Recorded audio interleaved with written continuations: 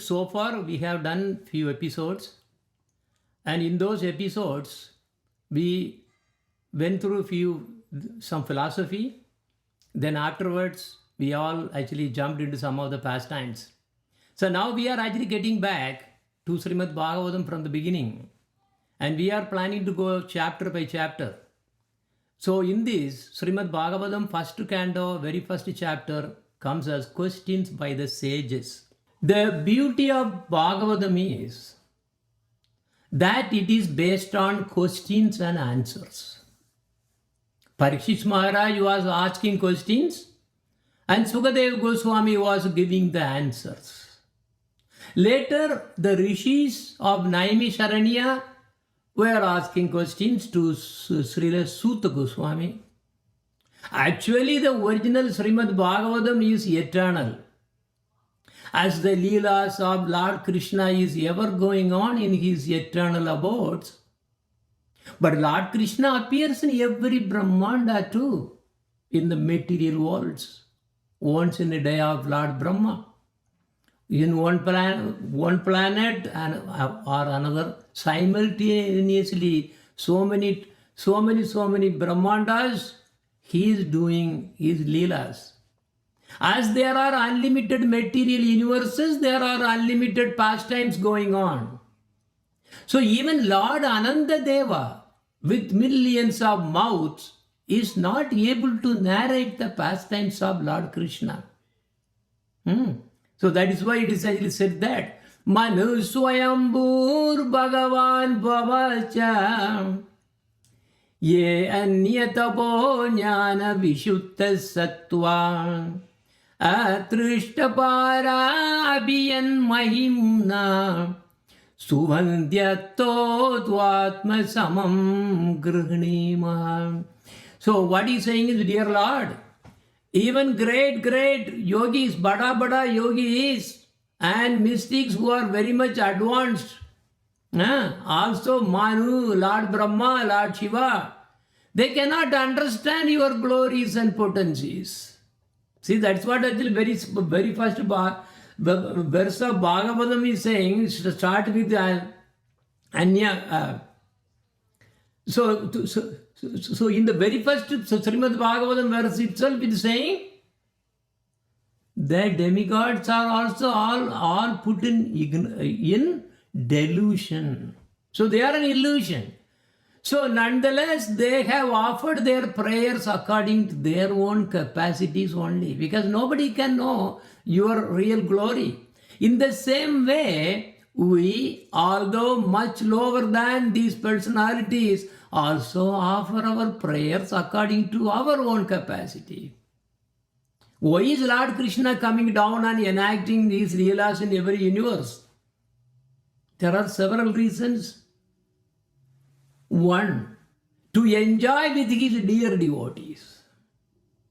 Two, to attract the sattvic souls back to spiritual world.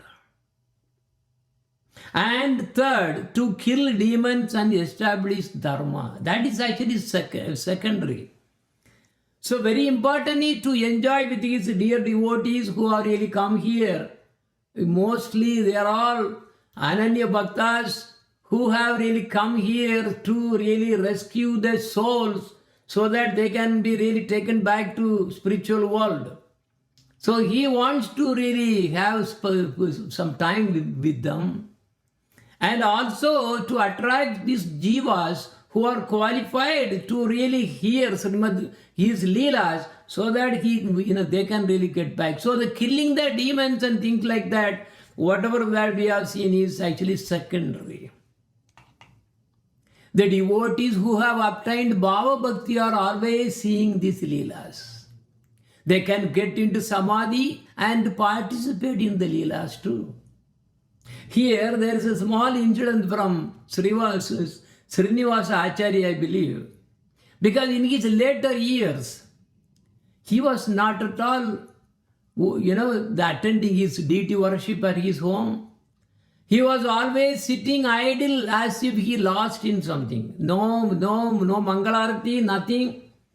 No taking prasadam also. Honoring prasadam also was not there. So then they are all complaining, saying, why are you not coming to our Mangalarati? Why are you not even honoring prasadam? What happened to you? No answer. This was going on for several days. Then one day he answered, see, I am with Radhi Manjari helping Radha Krishna in the Leela, in the Seva. I am doing Seva. This Seva has no ending. Why are you disturbing me?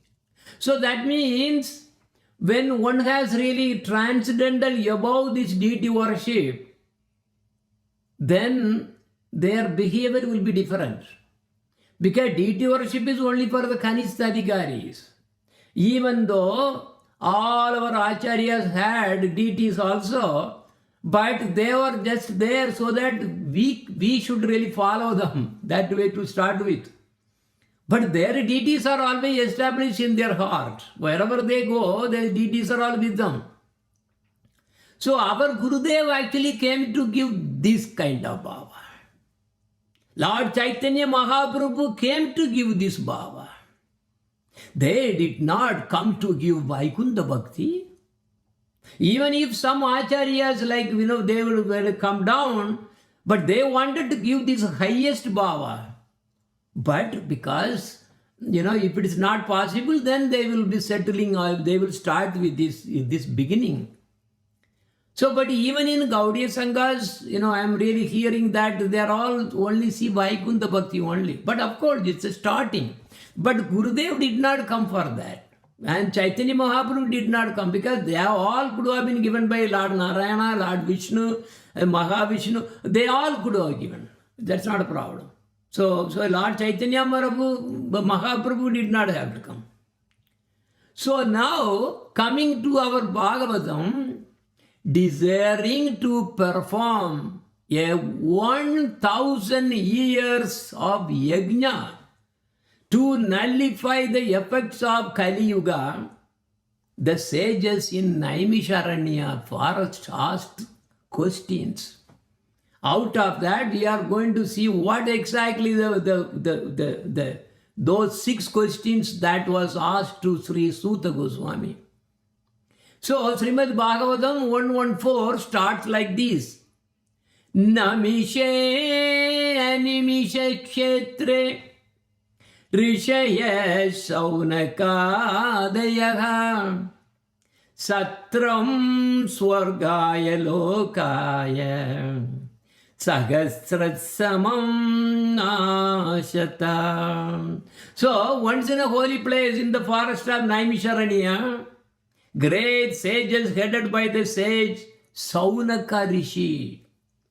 Saunaka Rishi was the head of those Rishi Naimisharanya. But there was one very highly advanced. He was Suta Goswami. So this Suta Goswami was the disciple of Srila Sukadeva Goswami. Srila Sukadeva Goswami was a son of Veda Vyasa. So now, here in this Naimisharanya forest, these sages have assembled to really do some favor to the citizens of this world. Because Kali Yuga is coming, because when Krishna left this planet, the Kali Yuga started. Because the Kali Yuga is very bad in so many ways. So these sages had compassion in their heart. They wanted to help the jivas who have really got stuck in this Kali Yuga. So they decided, yes, we will do 1,000 years we will be doing this yajna. How 1,000 years? These rishis are above. Even though Kali Yuga has started, these rishis can really keep on going for as they want. How many years? Because Kali Yuga only maximum 100 years one can live. Then how can they do 1,000 yajnas? Yes, many rishis can, but it will be also continuing even otherwise for 1,000 years.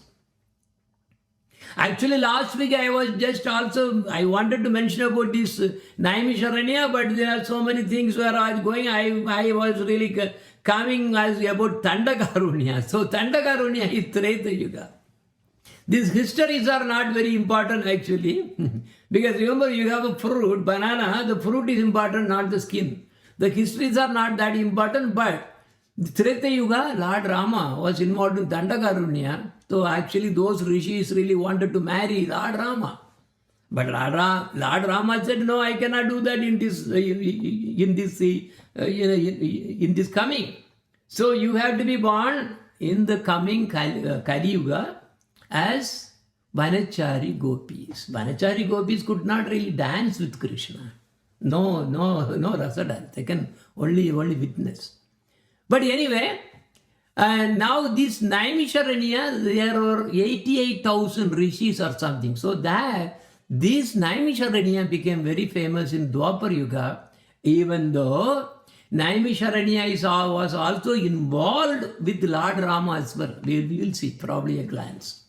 So there are two, by the way, there are two Naimisharanyas, not just one. Naimisharanya, one in Uttar Pradesh, I think near Lucknow. So this is said to be the axis of the material worlds. So that means our Brahmanda. So specifically, I think our earth only is the axis to the material world. See, that is remember we have a chakra, there's an axis. So that is the central place. Okay, so the axis of the material world, this earth is Naimisharanya in Uttar Pradesh. Then also there is one more Naimisharanya in Navadvip. That is access to the spiritual world. So Srimad Bhagavatam is the fruit that is important, as I mentioned. So it doesn't matter what the forest, they are all really they are all really bringing and glorifying the Lord. That is what we really want. So before we get into the Naimisharanya of the Uttar Pradesh, just I want to give a glance of this Naimisharanya of Navadvip. Just as the other Naimisharanya, this is spiritual axis. So the sages who are invisibly present here, they are not visible for our eyes. That's why I'm saying. I told that they are invisible. They can become visible or invisible. Because even, yogis can do that. These what yogis? Ashtanga yogis can do that. But why not these great, very advanced, these sages, they can do that too. So they are all absorbed in hearing the stories of Lord Chaitanya Mahaprabhu in Navadvip. So in Navadvip Dham Mahatmya, it is said that if someone reads the Puranas here during the month of Kartik, he can immediately transform himself into Vrindavan. After hearing the Leelas of Lord Gauranga Mahaprabhu, who is Lord Chaitanya or Gauranga Mahaprabhu, Krishna and Radharani combined. So that is why Bhaktivinoda Thakur prays, there on the bank of Gomati, in Naimisharanya, this is now the Naimisharanya. The rishis are listening to Gaura Bhagavatam. Srimad Bhagavatam is what we are hearing. That happened in where? In Vrindavan. But this is Gaura Bhagavatam. So to quickly come here and hear the story of God, Lord Gauranga Mahaprabhu, Lord Shiva, actually what? He could not get the Nandi ready to really get off, to really come to this place. So he borrowed the swan of Lord Brahma. And that is a place in Navadvip called Hamsa Vahana. So that is the place Lord Shiva came here to hear the Gaura Bhagavatam. Yes, please come. This is Bhaktivinoda Thakur is actually calling. Please come and listen to this Gaura Purana or Gaura Bhagavatam. So so he is really further going. When will the rishis who really listening already there? They are all invisible. Oh, I want the foot dust from their feet on my head. So like that. So, and also he is quoting this one in another Shastra called Navadvipa Bhava Taranga. Anyway, let's go back. So it is not just the Tandakarunya forest that is connected to Lord Rama alone. But this Naimisharanya in that Treta Yuga was also connected to Lord Ramachandra. It is said that Lord Rama performed a sacrifice here, fire sacrifice here in this Naimisharanya, which I am talking about this in Uttar Pradesh, near Lucknow. So when he was returning back from Sri Lanka, so when he was coming to Ayodhya, so that is the place he did the fire sacrifice. Why? Because the sages told Sri Ramachandra, you must perform a yajna in order to get rid of the sin of killing Ravana. He was actually a Brahmana. Ravana was actually a Brahmana. He knows all the Vedas. But actually sin cannot touch Lord Ramachandra Prabhu. But in order to please the sages, Lord Ram performed a great sacrifice in this Naimisharanya. This is happened in Treta Yuga. Okay, so look at it, it's all connected, all the rishis are connected. So no wonder why I went to this and that, reading too much. So at the end of Dwapar Yuga, thousands of sages led by Shaunaka Rishi, we saw the sloka, they were all wishing to offer continuous fire sacrifice that could withstand the influence of the advancing Kali Yuga. They all went to Lord Brahma and asked, oh Lord, where do we perform this yajna? We decided to perform yajna. Where can we perform? So we need to find a place to perform. in what place will it bring the greatest effect? So Lord Brahma thought, then he told them, okay, I will make a small disc. It's like a chakra, like a small disc. I will roll it out so that it will really come down, piercing all these other lokas, because he is in Brahma Loka. All other lokas, and on it will pierce and then come to this earth.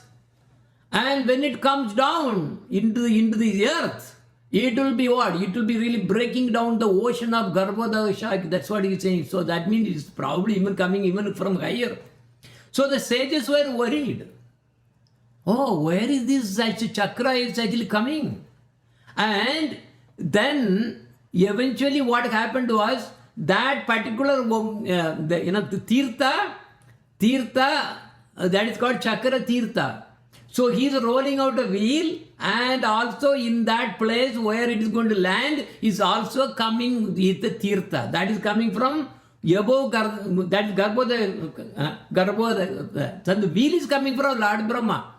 So, but all the sages were worried, oh, this is going to make some havoc, because the earth cannot withstand this when it's really coming with that kind of force. So he asked Durga Devi, the goddess of these material worlds, for help. And Durga Devi was able to prevent the disaster. And that when these particular, the chakra was actually coming along with the holy waters, and where that disc fell, it is the Naimisharanya. So you see on the slide right side, that is exactly the circle. Okay, so that is representing the chakra tirtha that actually came all the way started from Lord Brahma.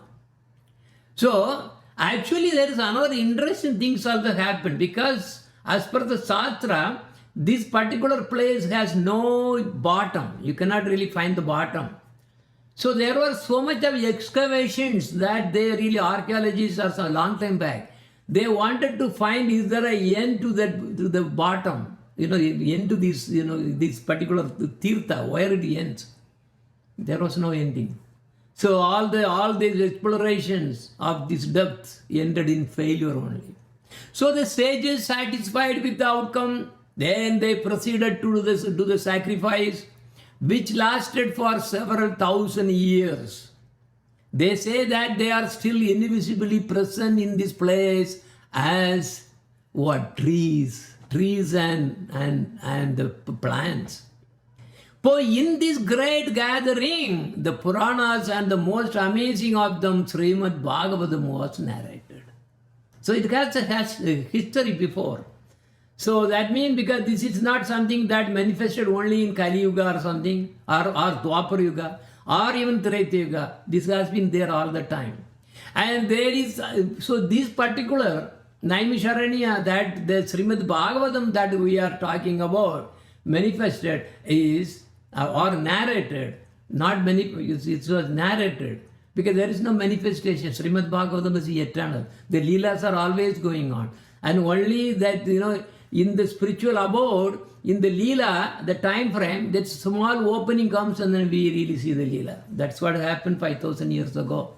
So it is very, very high to really understand. So in this Naimisharanya, it's also called Nimsar, Nimsar or Nimkar, some other names are also there. But there is a Vaishnava temple. This is a very famous temple. This is also one of the 108 temples, the Divya Desams, as per the Nalayira Divya Prabandham, that 12 poet saints called Alvars, they have revealed that this place, there is a Lord Vishnu temple. This temple, the beauty of the temple is, it is self-manifested. Nobody made this temple. Nobody made the Vigraha also. It's all made by whatever the divine arrangement. And that is why this particular place is classified as Swayam Vyakta Kshetra. It manifested by itself. So the holy tank called Chakra Kunda or Chakra Tirtha, what you really see on this picture, is associated with the temple also, and now it has become a pilgrimage center where people take a holy dip during festival, festive occasions. There is also another story involved. The same place, another story involved, where there is a, this is related to Lord Indra. Okay, so Lord Indra, and also there is one associated with Narada Muni. So sage Narada Muni, he was really trying to find the holiest place in all the three worlds. He went to Kailasha, and that's the abode of Lord Shiva. And also he went to Lord Vishnu.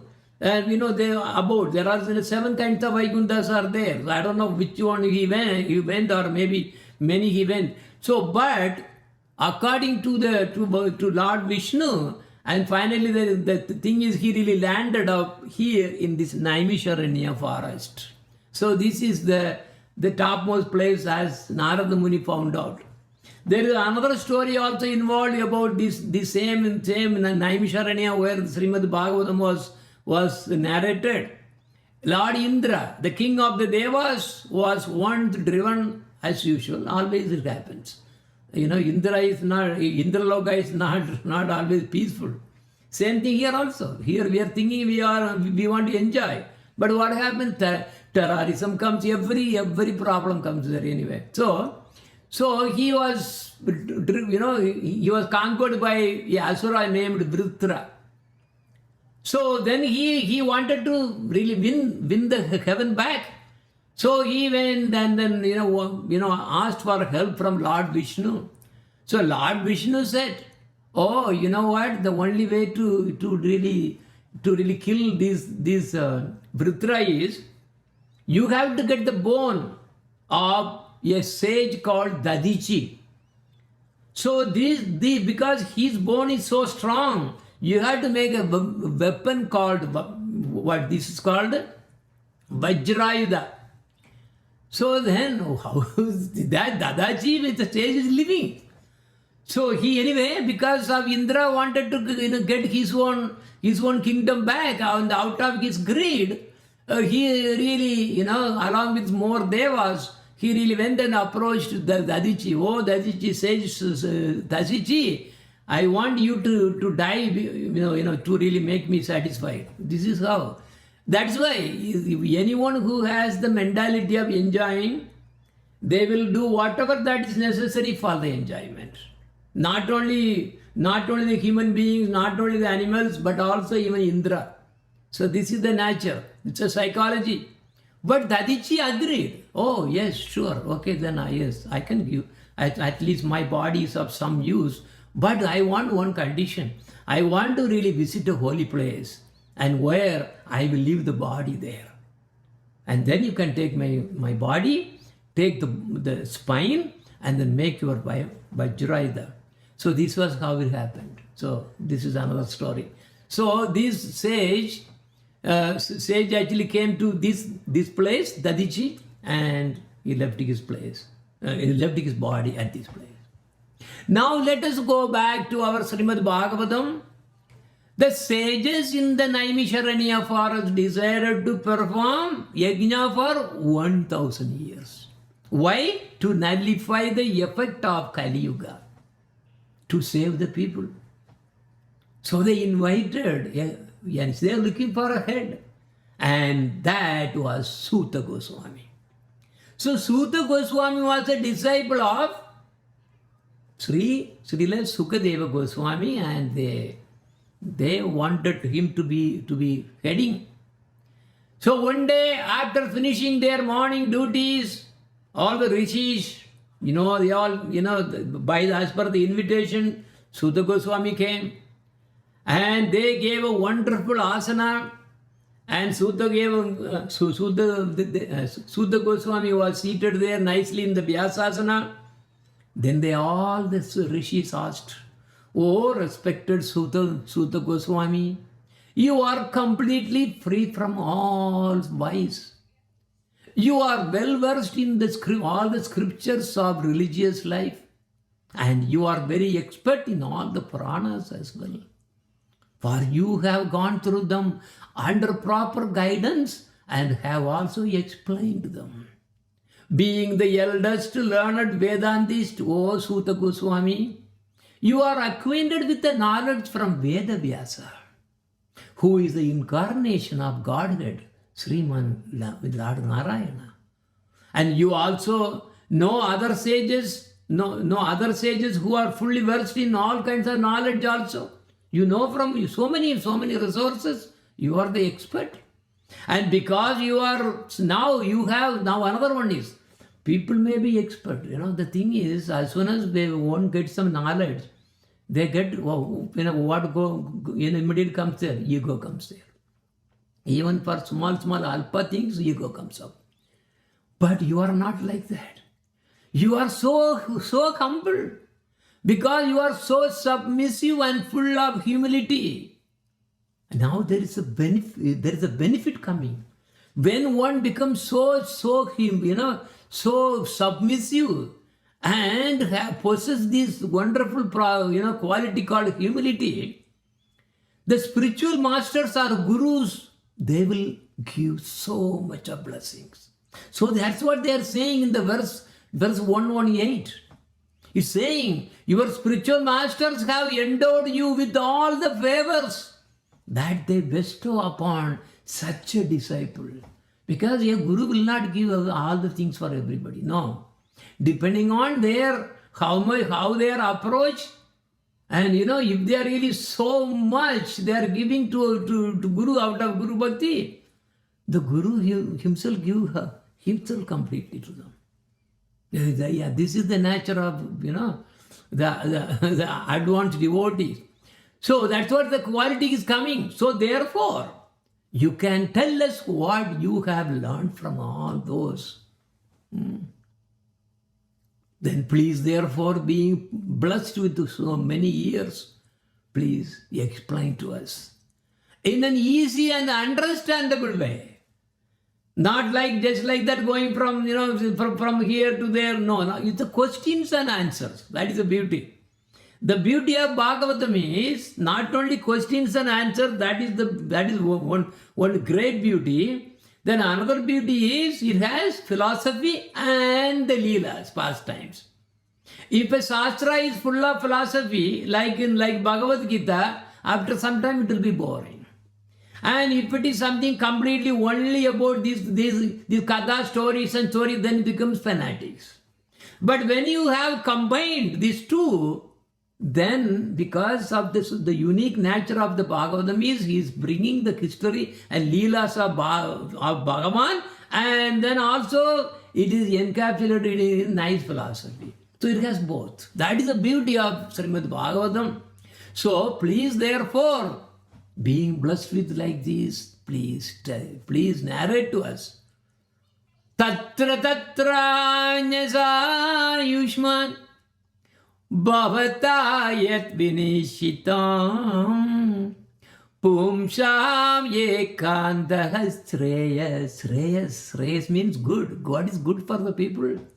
Tannaksam situm arhasi. Please tell us what is the absolute and ultimate truth and what is the ultimate good for the people. So the rishis were asking more. O learned one, in this iron age of Kali, men almost always have but short lives. They are quarrelsome, they are lazy, they are misguided, they are unlucky, and above all, always disturbed. We really just touched on this particular sloka before last week. So the people of this age are also, they are very lazy. Not only, also then another one is, now in the matter of self-realization, they have nothing. Because they want to only eat well, live well, and then build the body and comfortably live. This is animals. Whereas all our acharyas, how did they live? Raghunath Das Goswami was, only once he was taking only just one palm full of buttermilk, and that's all for the whole day. Nothing. But what do we think? We want to eat 3 times a day, or 4 times a day, or even 5 times, and also even midnight also you need to have midnight snack. So now this human life, they are really not, no, they are not having any self-realization, only body realization. So that is to say, man should come to know what he is. Who are you? They have to find out. This is the ultimate goal of this human birth. And what this world is, why I am here, what is the supreme truth. But due to a bad system of education, in the education, look at here, all the way to the higher grade, PhD, postgraduate, what do they teach? Do they ever teach what is soul? Never, because they themselves don't know. Do they do that? So men and women do not have any desire for self-realization at all. Even if they come to know about it, hey, somebody is giving class, somebody is Bhagavad Gita, this, everything. How many of them unfortunately become victims of misguided teacher? They will run to Mayavadis. This Sadguru, that Sadguru, this, everything, they will, this is big business going on. So in this age, men are victims not only of different political creeds and parties. Look at here, there so many elections, this party, that party. Array, nobody, it's not, you did not come here to this world to really correct others. You have come to really do this world to learn about yourself. This is the only reason for the human birth. So are all victims. Many types of sense gratificatory diversions are there. Cinema, sports, gambling, clubs, mundane libraries, bad association, smoking, drinking, cheating. And these are going on. So their minds are always disturbed and full of anxieties due to so many different engagements. Isn't it? Everybody is so busy. They will say, oh, I am so busy nowadays, oh, I have no time. So in this age, many unscrupulous men manufacture their own religions also, which are not based on any scripture. And very often, who are addicted to sense gratification are attracted to such institutions.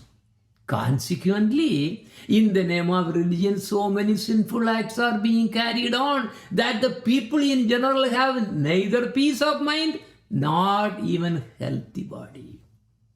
Not strong body, because actually what is the strength? Why Balaram is actually is Bala? Bala means strength. What strength is that? Spiritual strength, not bodily strength. Body will go, but spiritual strength is always there with the soul. In the Kali Yuga, the whole atmosphere is surcharged with faithlessness.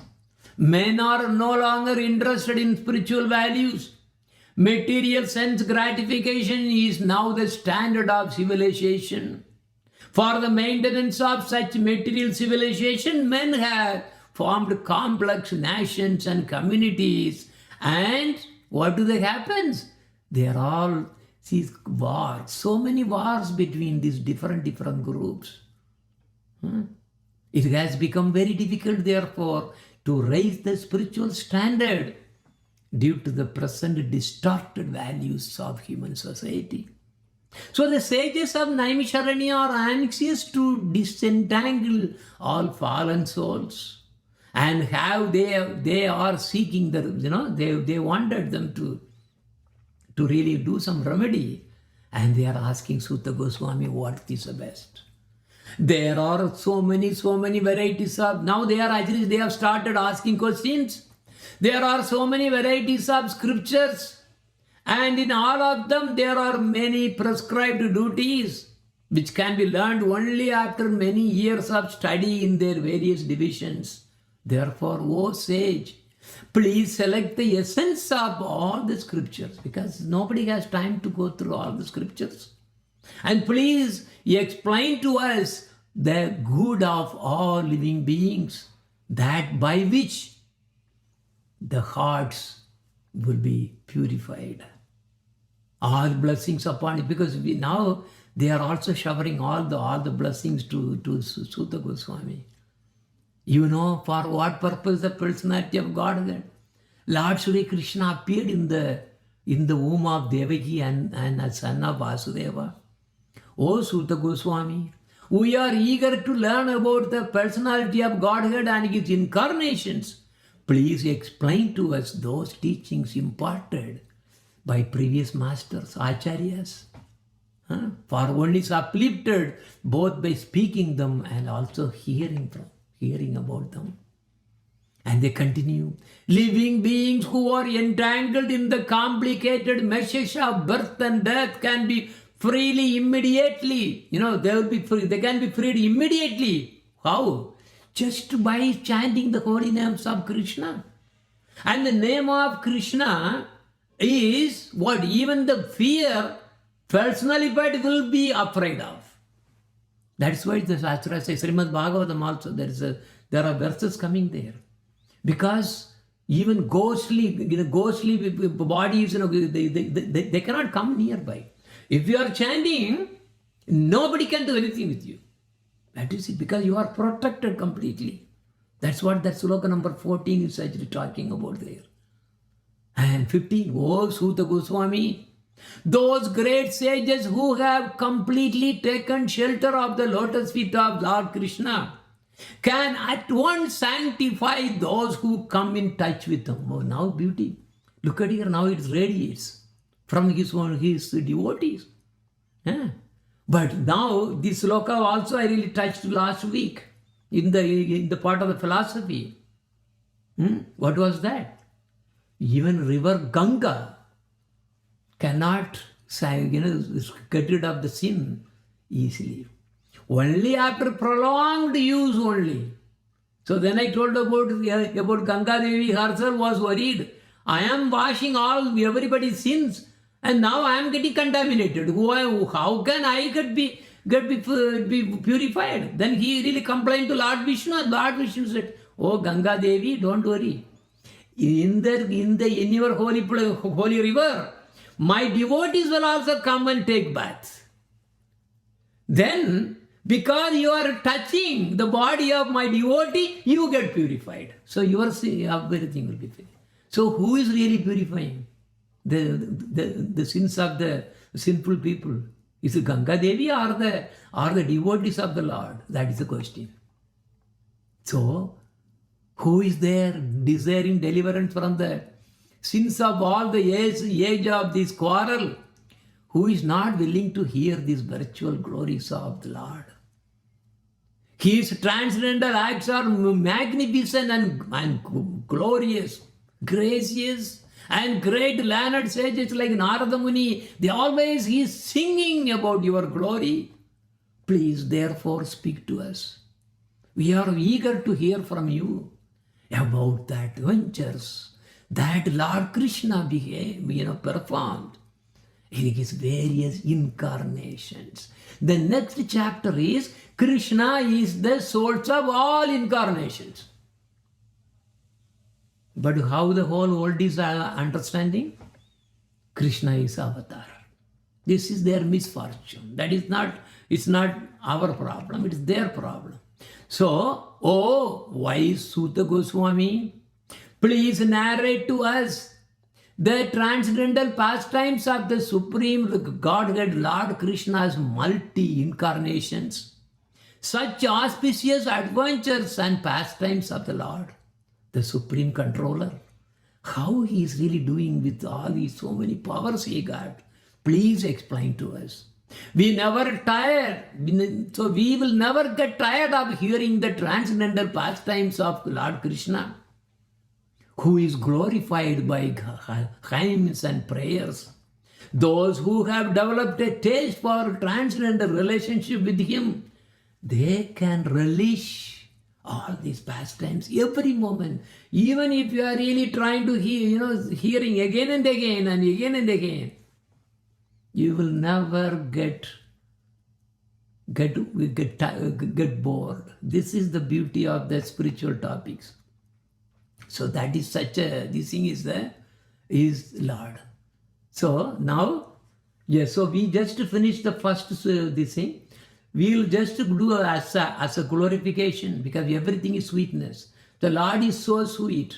So we'll sing only first 4 verses and then we'll summarize. So this will be done in just 5 minutes, and then the rest of the 10 minutes, I will summarize what are the 6 questions and the answers also from various places. Okay? All right. Go ahead.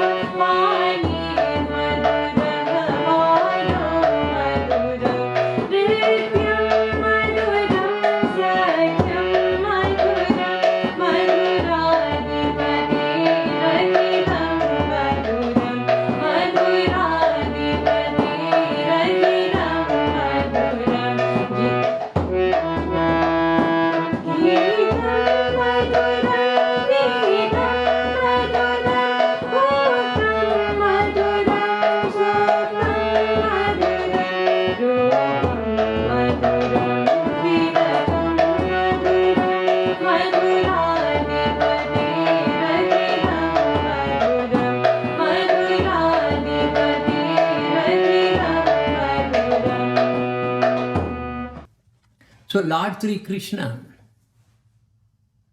the personality of Godhead, along with Balaram, played like a human being. And so the way that they really came like ourselves, like a human being. Why?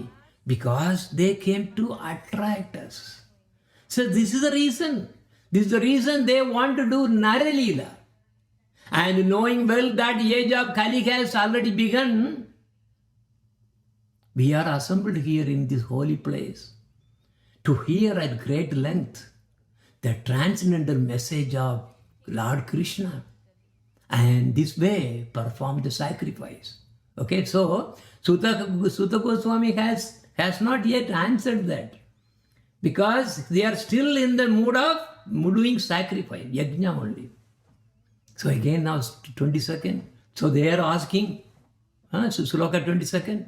We think that we have met your goodness by the will of providence only, just so that we may accept you as captain of the ship for those who desire to cross the difficult ocean of Kali, which deteriorates all the good qualities of a human being.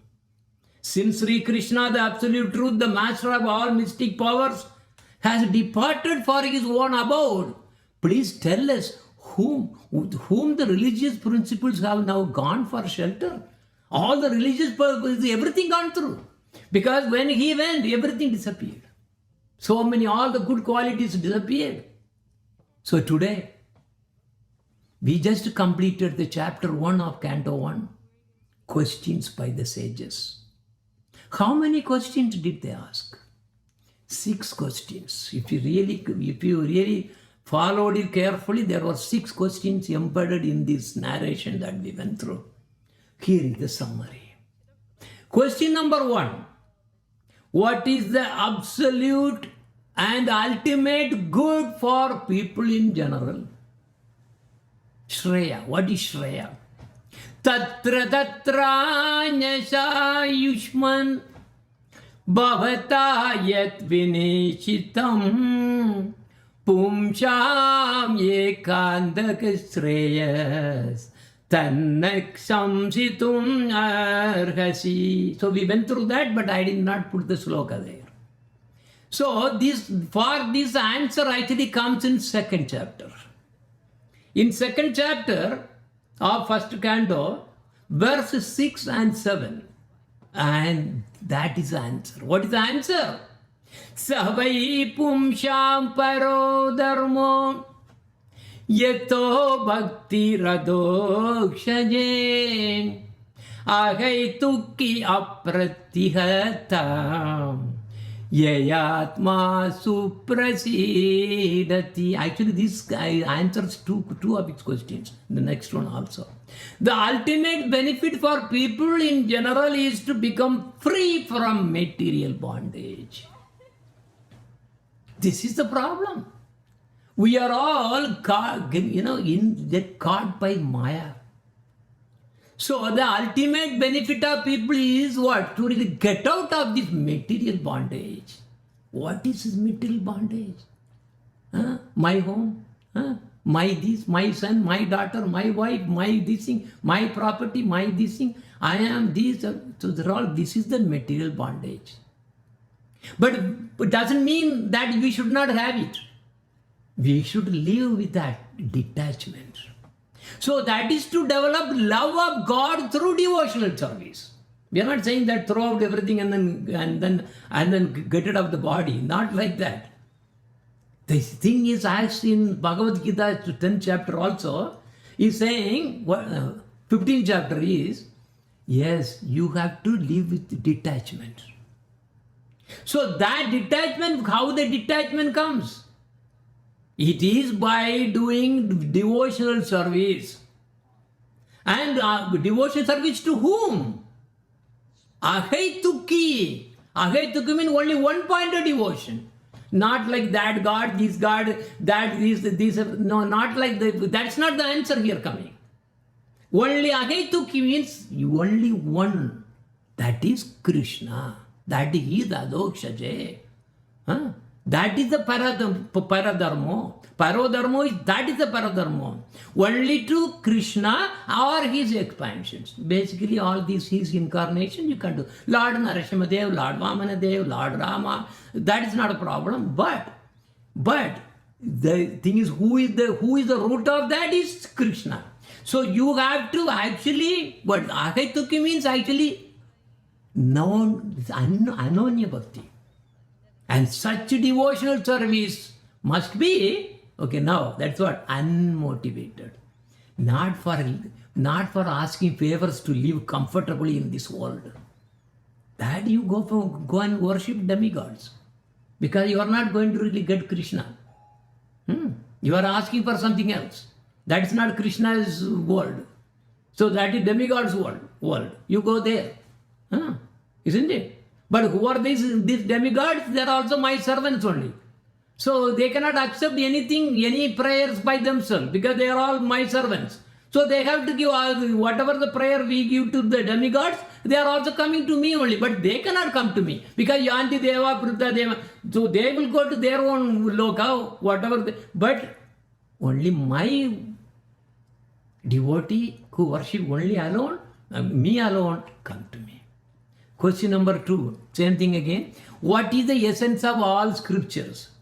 Okay, so the question, I am not going to put the sloka again because time is running.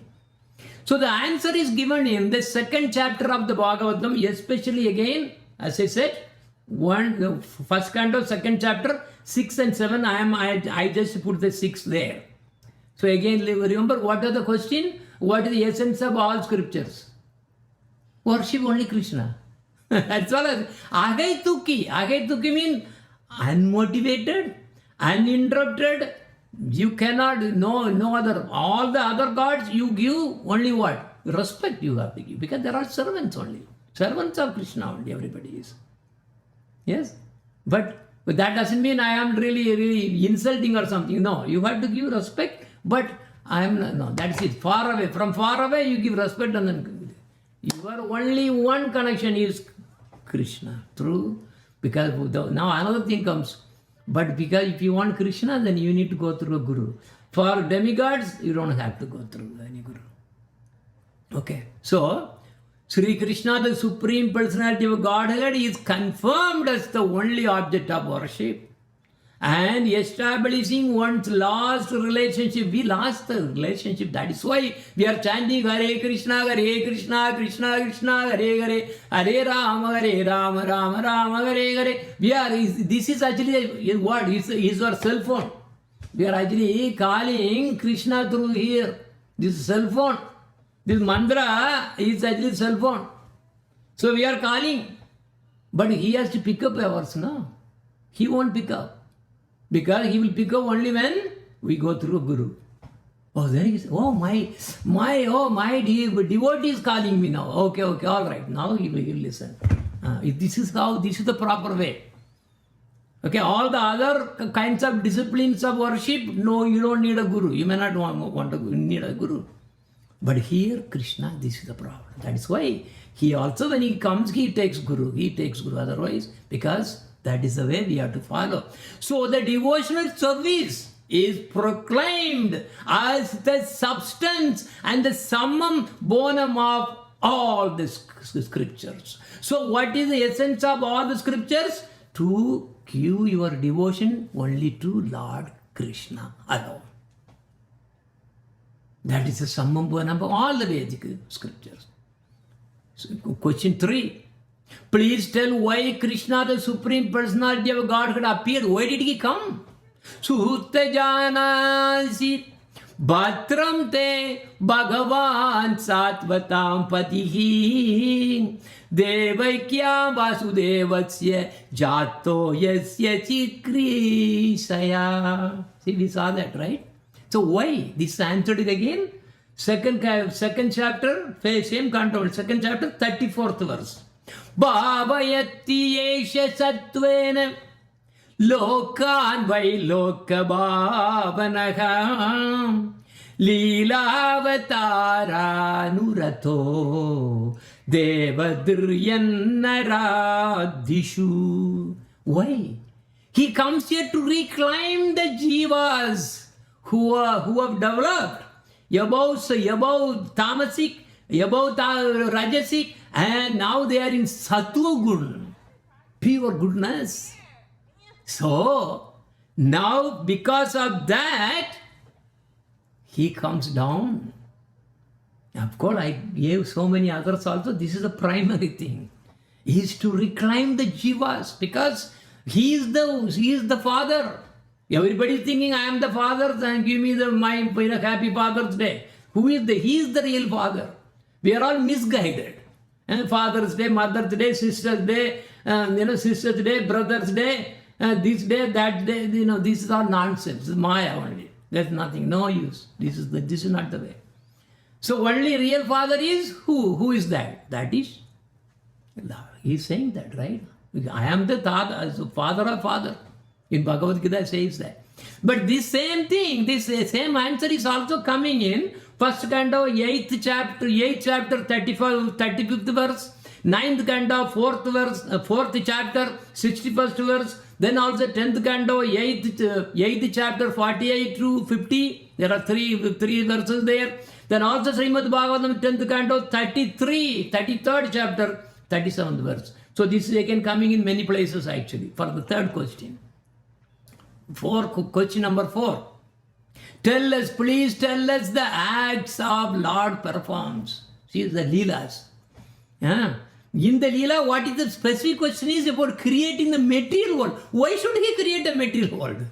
Tasya karmani udarani parigitani suribhihi bruhinak shraddhananam Leelaya tadatakala. See, this question is actually answered in again second canto. Is the same. Sorry, second chapter, same canto 1, 30 to 33. But I'm putting only 1. So here he is explaining. How Vasudeva, that is Lord Krishna, is creating the material substance and also enters into it as Purusha incarnations.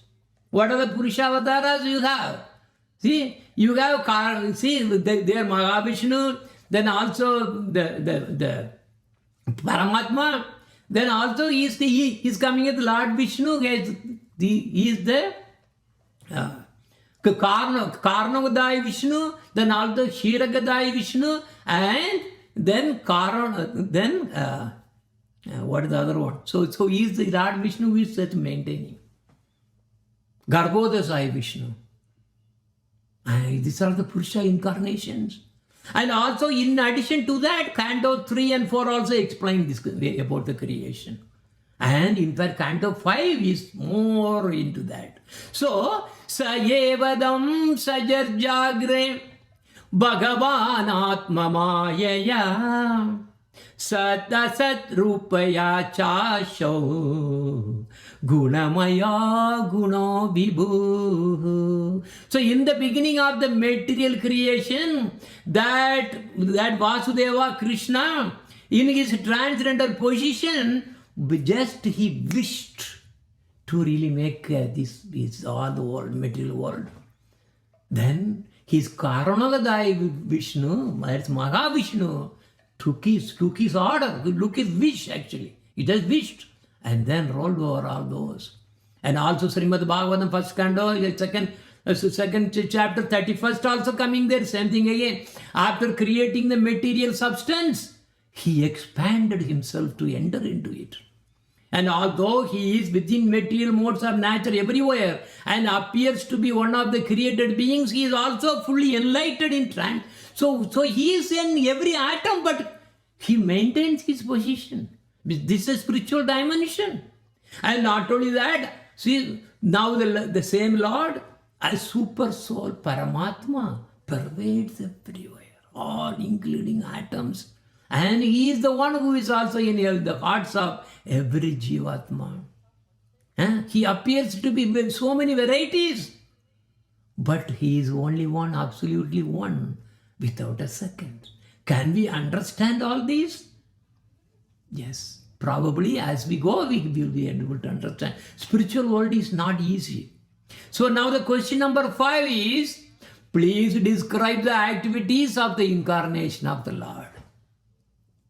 Yes, that is coming more into 10th canto. There are a lot of them. But the incarnations as specific are described in chapter 3 of the first canto.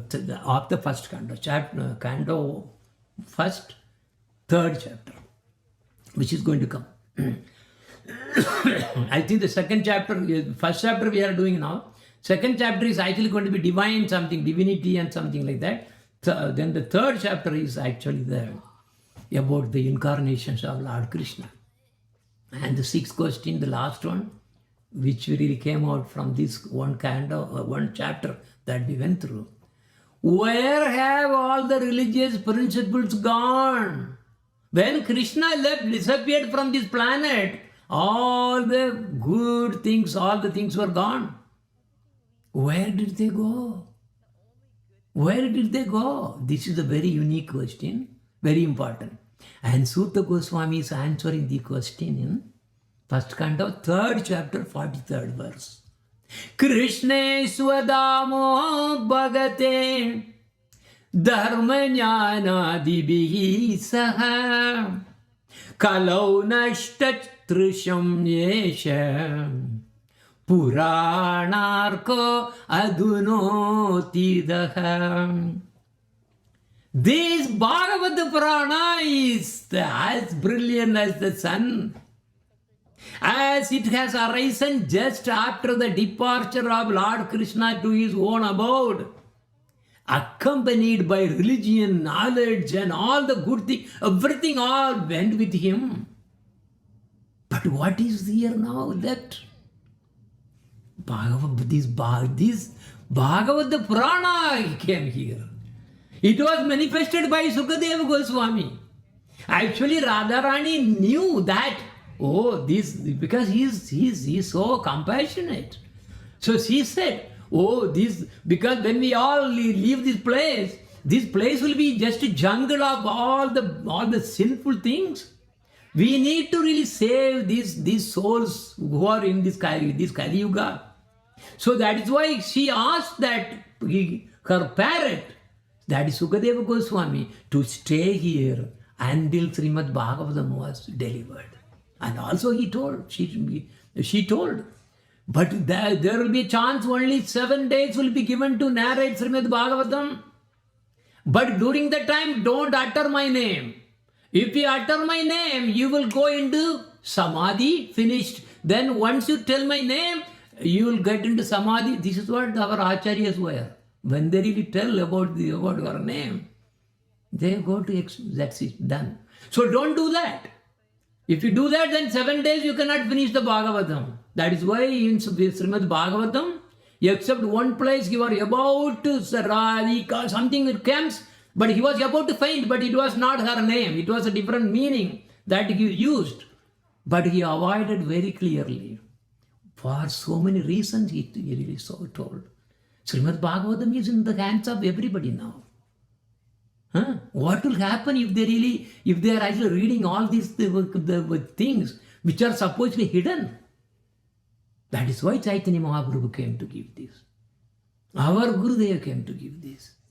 So this Bhagavata Purana is like a brilliant sun. That is the one where, because Bhagavata Purana is Lord Krishna's incarnation itself. So a person who have lost their vision due to the dense darkness of this age of Kali shall get enlightened by this supreme Purana, Srimad Bhagavatam. So now by just singing one Arati song fully of glorifying the Srimad Bhagavatam, we will end here. Purana